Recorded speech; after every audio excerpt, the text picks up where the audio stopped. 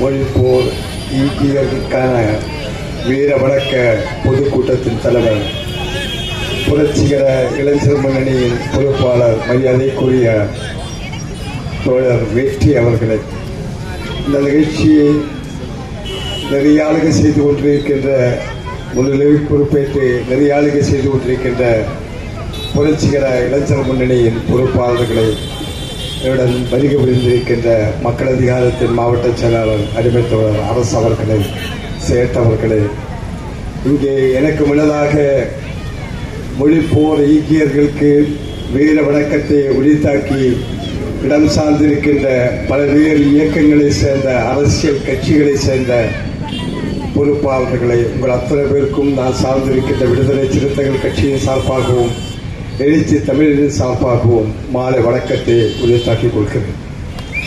அருமை சொந்தங்களே, இது நமது ஒரு வரலாற்று கடமை.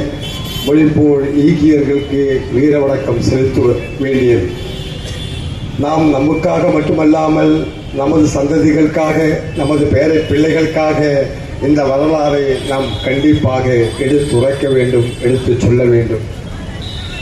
ஏனென்று சொன்னால், உலகத்தில் பல்வேறு மொழிகள், ஆயிரக்கணக்கான மொழிகள் இன்றைக்கு காணாமல் போய் இருக்கிறது. ஒரு மொழி, ஒரு இனக்குழு பேசுகின்ற அந்த மொழி வேறொரு இனக்குழுவின் ஆதிக்கத்தின் அடிப்படையில் காணாமல் போயிருக்கிறது. அந்த மொழி மட்டுமல்ல, அவரோட கலாச்சாரமும் பண்பாடும் அந்த இனமும் இந்த மண்ணில் இருந்து அழிந்து போயிருக்கிறது.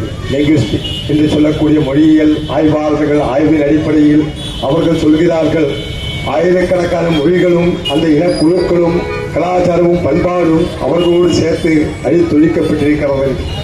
அவ்வாறுதான் 1935 மதாஸ் மாகாணத்தில் முதல் முறையாக ராசகோபாலாச்சாரி அவர்கள் ஆட்சிக்கு வந்த போது ஹிந்தி கட்டாய பாடமாக்க வேண்டும் என்று முனைந்த போது அதை எதிர்த்து தமிழகத்தில் இருக்கிற தமிழ் உணர்வாளர்கள், தமிழகத்தை நேசிக்கக்கூடியவர்கள், தமிழ் அறிஞ்ச பெருமக்கள் எல்லாம் சேர்ந்து மிகப்பெரிய போராட்டத்தை முன்னெடுத்தார்கள்.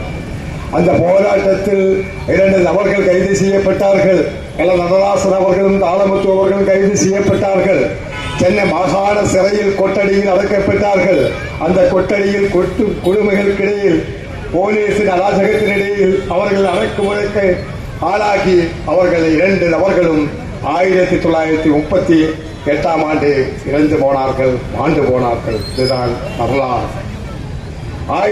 3-4 வருடங்கள் அந்த அனல் தமிழகத்தில் நிலைத்து நின்றது. அதன் பிறகு ராசகோபாலாச்சாரி அவர்கள் அந்த ஆட்சியை கலத்த போது பிரிட்டிஷ் வைஸ்ரோய் என்று சொல்லக்கூடிய பிரிட்டிஷ் கவர்னர் அவர்கள் அந்த ஹிந்தி கட்டாயம் அல்ல என்று அறிவித்தார்கள். பிறகு மறுபடியும் 1965 அவர்கள் மறுபடியும் ஆரம்பித்தார்கள். அந்த நேரத்தில் 200க்கும் மேற்பட்ட தோழர்கள், 2000க்கும் மேற்பட்டவர்கள் சிறையில் அடைக்கப்பட்டார்கள், தண்டனைக்கு உட்படுத்தப்பட்டார்கள். மரியாதைக்குரிய நம்ம பெரியார் அவர்களும், ஏராளமான பெண்களும், 32 சிறார்களும், குழந்தைகள், பெண்மணிகளுடன் 32 குழந்தைகளும் சிறையில் அடைக்கப்பட்டார்கள். 1 வருடத்துக்கு மேல் கடுங்காவலுக்கும் ஆளானார்கள். இதுதான் வரலாறு.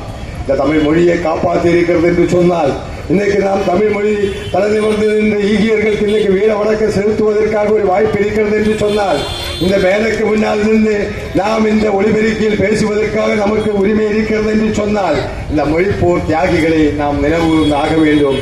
நான் முதலில் குறிப்பிட்ட மாதிரி நமக்காக மட்டுமல்லாமல் நமது பேர பிள்ளைகளுக்காக நமது மொழியையும் கலாச்சாரத்தையும் பண்பாடையும் மீட்டெடுப்பதற்காக போராடுவோம். உங்கள் அத்தனை பேருக்கும் புரட்சிகர வாழ்த்துக்களையும் வணக்கத்தையும் விடுத்தாக்கி விடைபெறுகிறேன். நன்றி, வணக்கம்.